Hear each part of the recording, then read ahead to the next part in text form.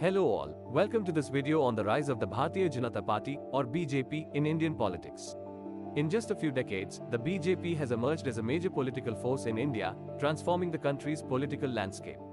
In this video, we will explore the key factors behind the BJP's rise, its ideology, and its impact on Indian politics. So, whether you are a political enthusiast or just curious about Indian politics, this video is for you. Let's get started. The BJP's rise to political dominance is the result of several factors acting on the party from both outside and within.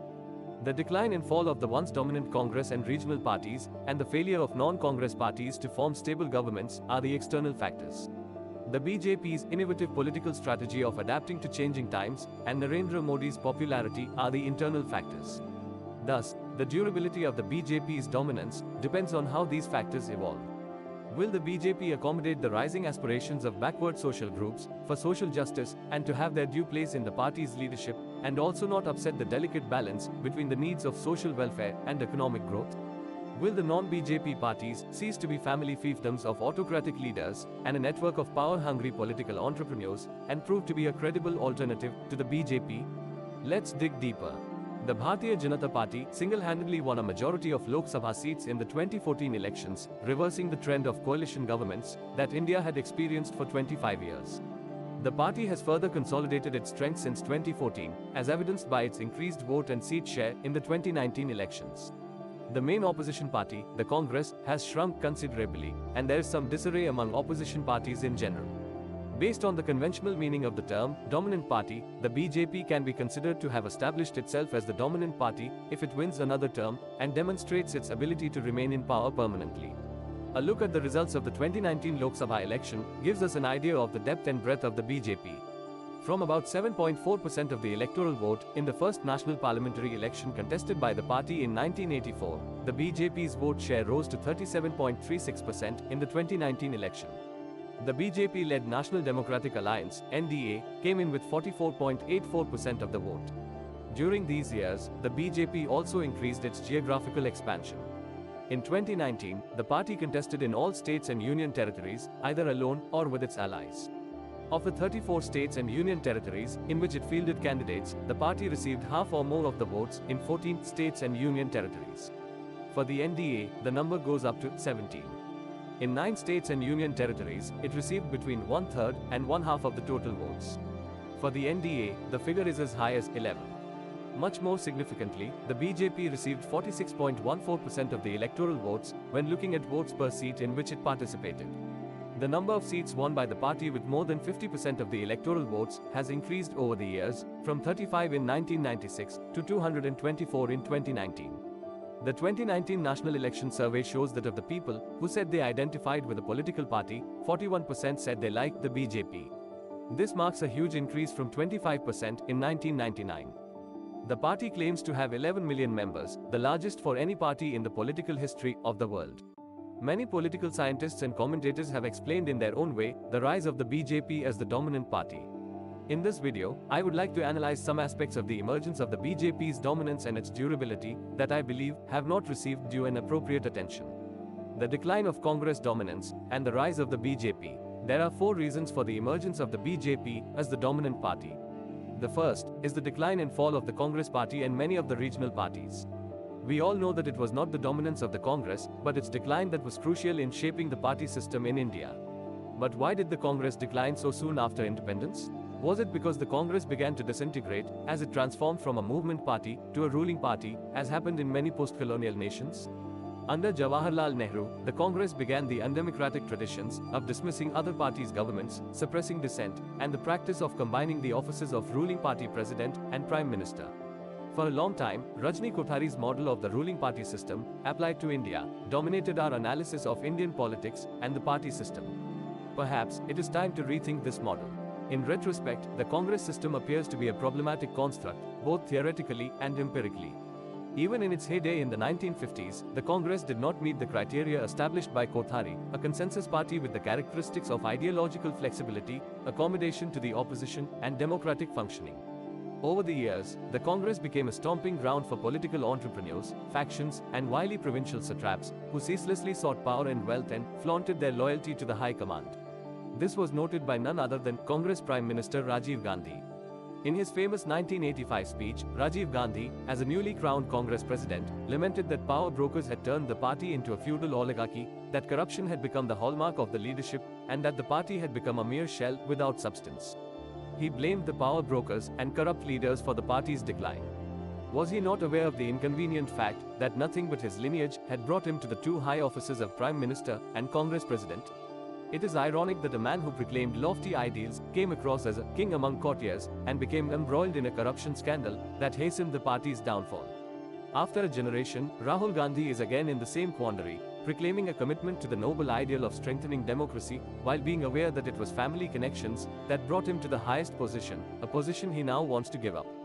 The Congress as a party finds itself in the most difficult political quandary, the prospect of the party disintegrating without a dynastic leader, and the grim prospects of thriving with a dynastic leader at the helm. The second reason for the BJP's rise is the failure of attempts by non-Congress parties to form stable governments.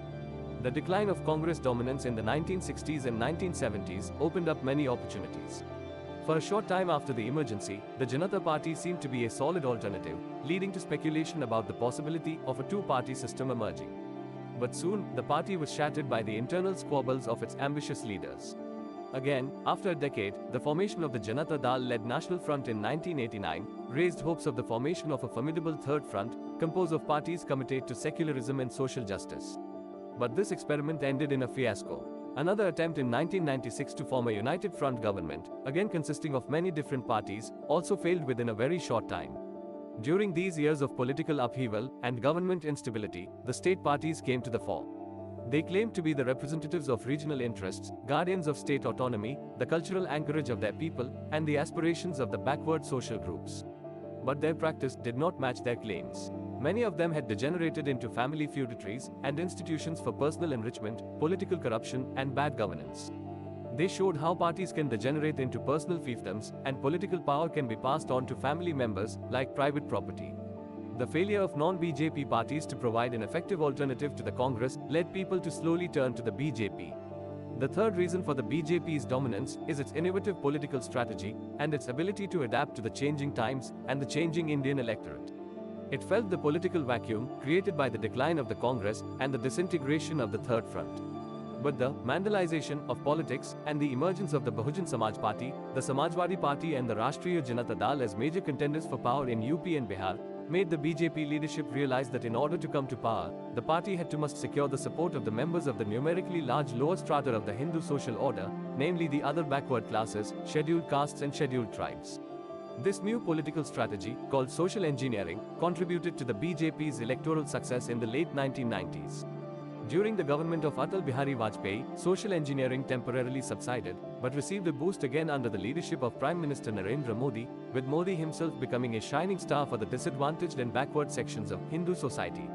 In 2014 and 2019, we see a massive increase in the percentage of people from these social groups voting for the BJP, from 19% in 1996 to 44% in 2019 among OBCs, from 14% to 34% among SCs, and from 21% to 44% among STs.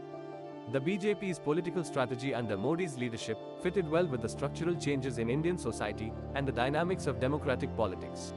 The new social coalition of upper castes, OBCs, SCs and STs, that the BJP was able to forge, changed the internal composition of the BJP's electoral support, and thus its social character. This massive change in its support base brought the party into focus. Some commentators wrongly attribute the BJP's overwhelming success in 2014 and 2019 to Modi's personality, calling him a polarizing figure, who polarized people on the basis of religious identities. Certainly, Hindutva has been the basis for the BJP's success, even if it has softened ideologically over the years. It remains crucial to Modi's political strategy. But we know that Modi was not the first politician to make Hindutva a political issue. Political Hindutva has been around since the 1980s. There was no polarization of the electorate in 2014. It is not that Muslims voted for the BJP before Modi and have now turned away from the BJP under Modi. The fact is that in 1996, only 2% of Muslims voted for the BJP. In 2014, the percentage of Muslims who voted for the BJP actually rose to 8% and remained at that level in 2019. So can we say that Vajpayee was a more polarizing figure than Modi? So polarization was not the reason for the BJP's massive victory in 2014. What Modi did was to consolidate the Hindu vote. What the Modi-led BJP achieved was to bring together the different social groups within the Hindu society and rally them behind the party. The fourth reason for the BJP's success is Modi's popular appeal. In 2019, about half of the people wanted Modi as Prime Minister. Nearly a third of those who voted for the BJP said they would have changed their voting preference if Modi had not been the prime ministerial candidate. Those who believe in democracy cannot dismiss this as false consciousness or attribute it to being misled by propaganda. So the question we should be asking is, how did Modi strike a chord with ordinary people? Three possibilities come to my mind. First, for 10 years under the UPA government, Modi was subjected to tight public scrutiny, which could not indict him even though it set up special investigation teams and prosecuted him in the highest courts for years. People sympathize with leaders they believe are being persecuted for political reasons by the respective regimes, whose leaders are themselves corrupt and cling to power by any means necessary. Secondly, his social background.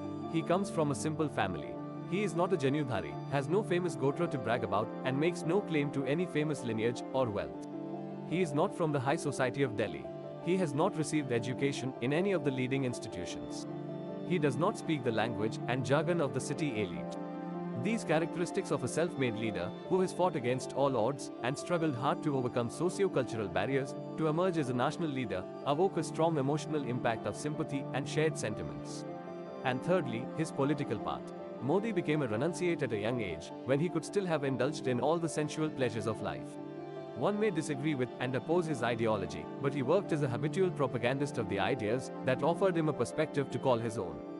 This is in stark contrast to other leaders, who start out as pragmatists, seek political power at an early age, and use their position of power to accumulate wealth and reproduce political power for themselves and their children.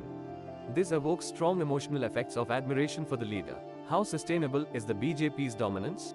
The institutionalization of greed for political power and material wealth through family control of the party, autocratic leadership, and political corruption have taken a central place in India's political practice in recent decades.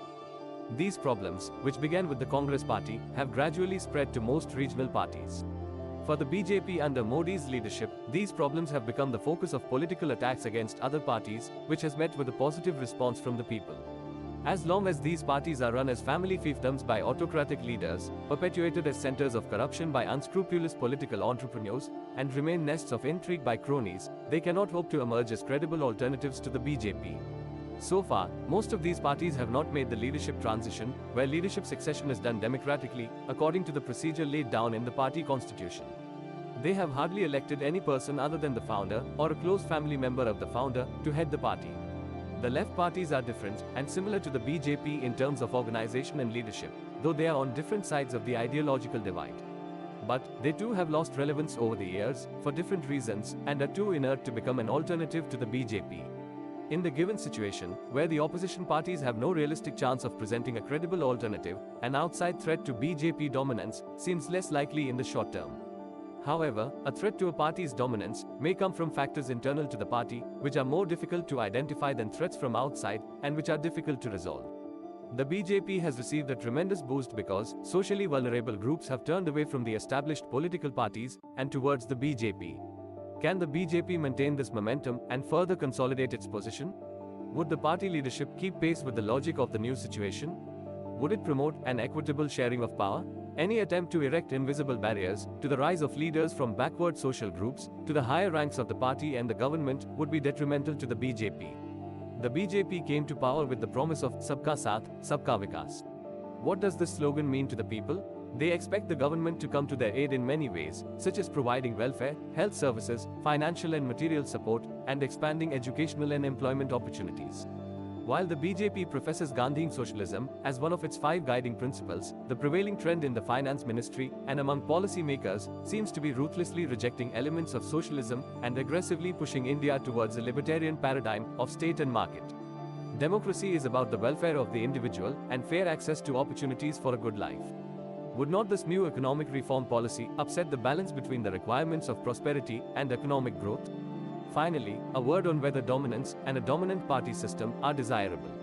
While the term dominant party is often used, it is not well defined.